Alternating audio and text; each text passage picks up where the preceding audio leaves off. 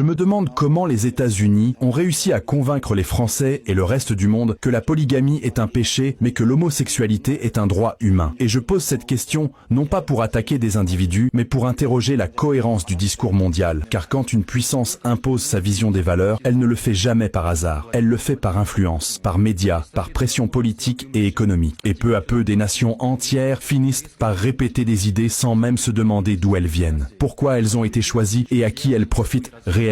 Aujourd'hui, je demande simplement au peuple d'ouvrir les yeux et de réfléchir par eux-mêmes. Est-ce que toutes les cultures doivent être jugées avec le même prisme? Est-ce que certaines traditions doivent disparaître pendant que d'autres sont protégées? Et surtout, qui décide de ce qui est acceptable ou non à l'échelle mondiale? Car une vraie liberté ne consiste pas à remplacer une idéologie par une autre, mais à laisser chaque peuple débattre, choisir et évoluer selon son histoire, ses valeurs et sa souveraineté. Tant que ce débat est confisqué par quelques puissants, le monde restera divisé, confus et manipulé, et c'est précisément cette question que je mets aujourd'hui sur la table.